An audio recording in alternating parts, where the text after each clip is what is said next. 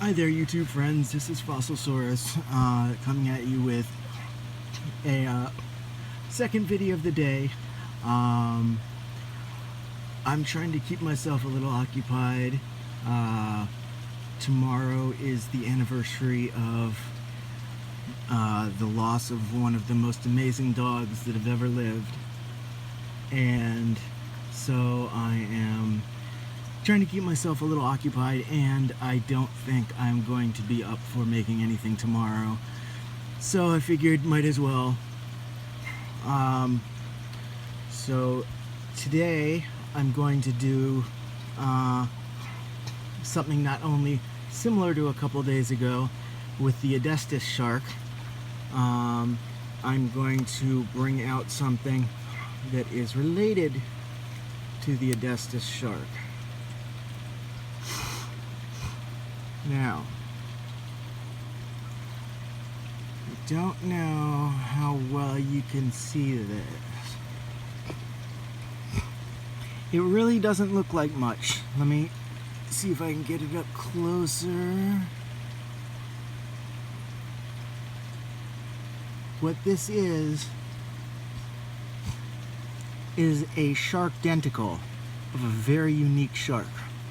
This is the base right here. And that is the long denticle that sticks out of its back. It is called the Listrocanthus. It is in the Adestus family, in the Adestidae group, genus, I believe. It is a long, well, let me start by saying there are currently possibly no known full examples, and there had not been for the longest time. This was all that was known, but people pieced together that they were denticles, so they knew that they came from something along the shark line. Now, at one point, somebody named Ray Troll, in a shark book of his, explained how a man named Rainier Zangari claimed that one time he had uncovered a, and I'm quoting this right here, long eel-like fish covered in long spines like denticles characteristic of the genus, only to have it dry out and crumble into dust, which is extremely frustrating and sad that you have this fish, this animal that everybody has been so curious about, that could be so weird looking, it's been waiting for, and then something found, only one person sees it. Now, there was more description than that, and Rachel took it upon himself to do a reconstruction. So there are quite a few reconstructions out there, and they are very possibly pretty accurate. So far, the only things known to be them at the moment are these denticles, and there are lots of different sizes, forms, shapes, and that could be, probably is, multiple ones could be on the same shark. Like this is one of the small ones on the shark, maybe the ones on the back are longer, some have different shapes, they're less like a single feather than they are a much thicker thing that has little branchy things sticking off on the sides. Quite a unique group of little denticles. Thankfully, there are 2 or 3 fossils that are in the process of being worked on now, which may actually be the full animal or parts of the full animal. Now, these studies can take many years. So it could be 10 years before we hear anything about it. So don't hold your breath.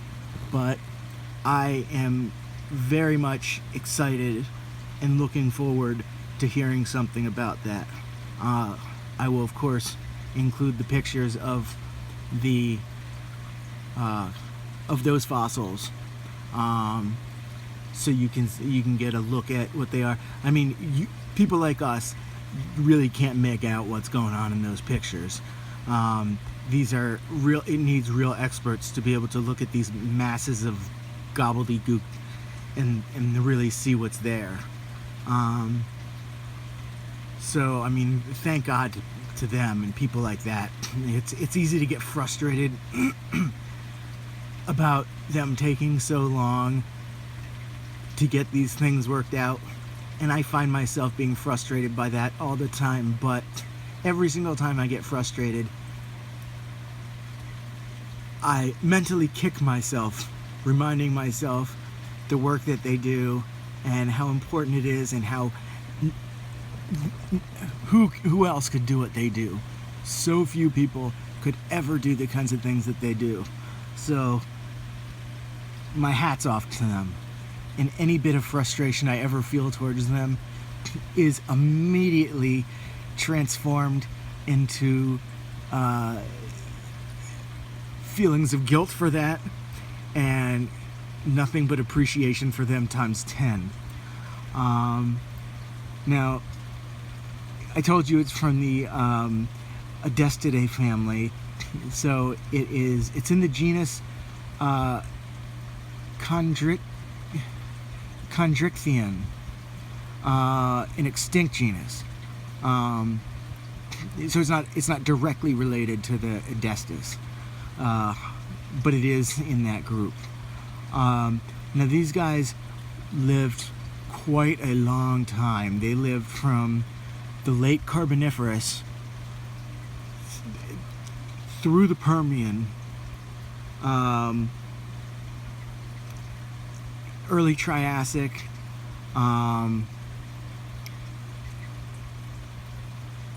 they made it all that way. That I didn't see off the top of my head how long of a period that is, but it is an extremely long period. And what is just as impressive as the length of time is the fact that they made it through the Permian Triassic mass extinction, the Great Dying, the largest extinction event that's ever happened on Earth.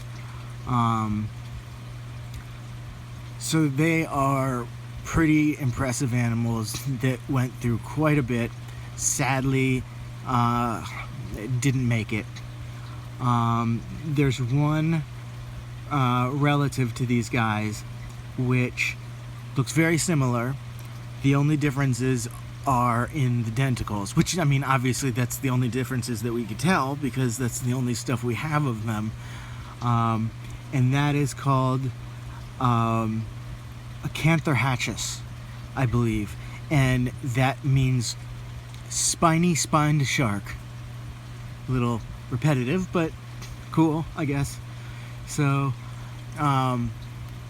these guys are pretty cool. The mystery around them is very cool, and it's not just the mystery, because it's a mystery of what is no doubt a very, very weird, crazy looking animal. I mean, if it was a mystery of like the shape of an eel or something, like who cares? I mean, we can guess, but I mean, we just really, like, this is identical. That means it's a hairy shark then. It's crazy looking. So we'll just have to wait. Unfortunately, we'll have to be patient. I do have a second piece of this that I just very recently got. I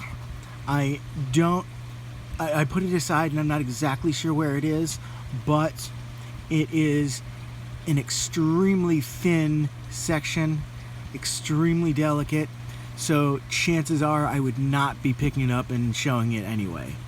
I would probably be hesitant to even pick it up to put it down here to let you see, and then have to pick it up again later.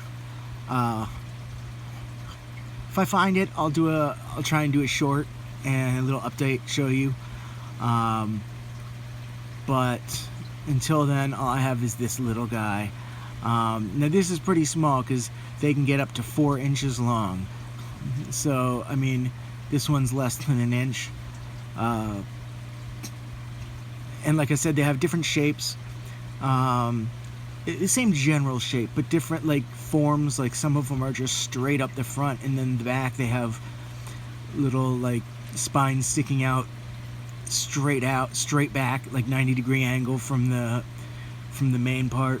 Some of them have stuff that sticks out the front also. Some of them are much thicker on the bottom and then have just a thin area going up top. There's definitely differences.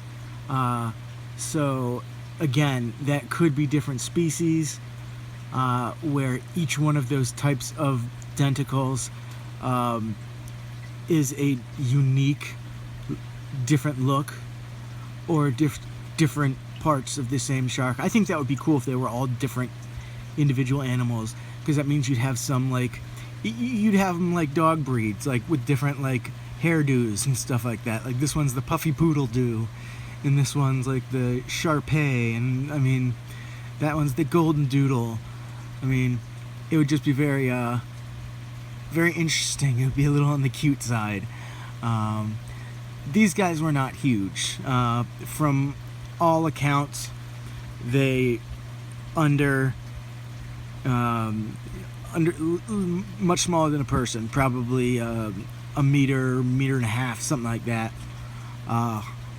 Most pictures, as you'll see, look very much like a frilled shark with hair. So, and of course you'll have seen those in the pictures I'm showing, but very unique, cool thing that I'm very glad to have. I'm always on the lookout for more of these because it's just such an awesome little thing.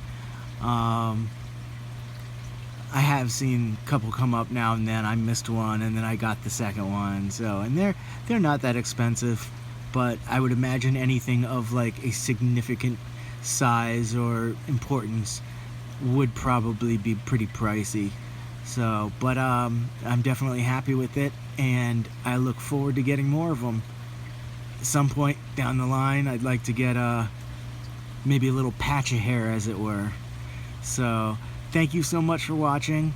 I appreciate your attention. I hope you'll send some likes, some subscriptions. Like I said, I don't know if I'll be up for making anything tomorrow, or maybe not even the next day. Things are going to be difficult. It's going to be hard getting through. So you'll have to forgive me if I go a couple or few days without posting anything. But I hope you guys will check out my next video whenever it is. Take care.